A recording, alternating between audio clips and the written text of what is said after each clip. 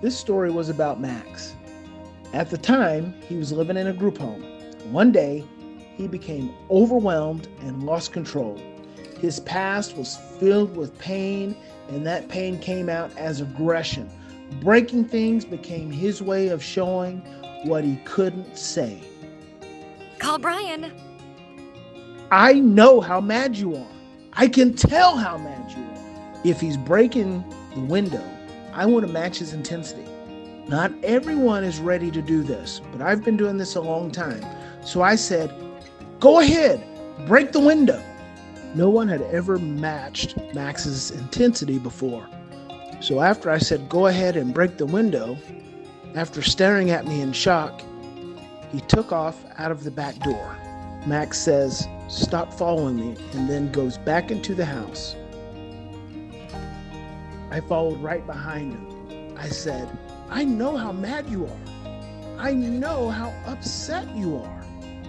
Once inside the house, he ran into his room and slammed the door, and I followed in behind him.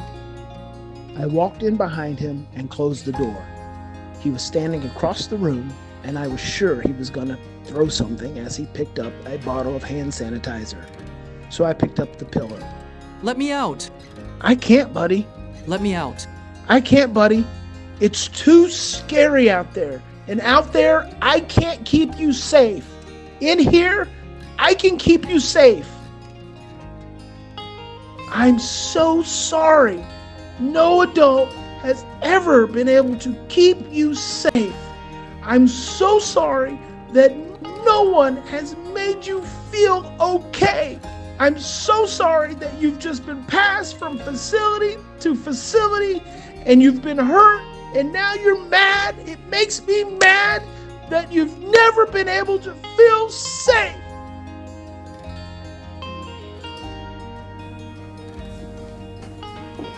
I'm so mad, buddy.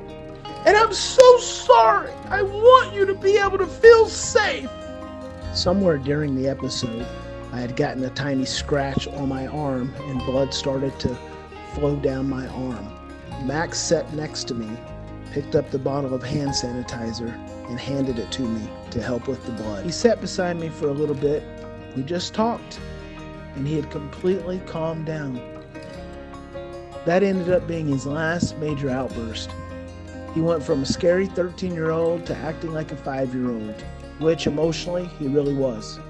That breakthrough was so powerful, it let him relax and just be himself. I always tell people, in times of stress, don't look at a child's chronological age, look at their emotional age. Meet them there. This changes everything because they no longer feel threatened. I didn't see a big 13-year-old, I saw a scared 5-year-old, and that changed everything. Sometimes all it takes is one moment like that. You can often tell a child's emotional age just by watching their behavior. A therapist once said the deepest trauma usually happens in the first 5 years of life. So under stress, we tend to regress to those early stages. When a child is aggressive or destructive, they might be functioning like a 2-year-old emotionally. We often misjudge them because that behavior is coming from the body of a teenager.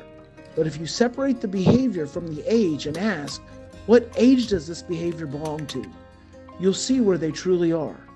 And that's where you need to meet them.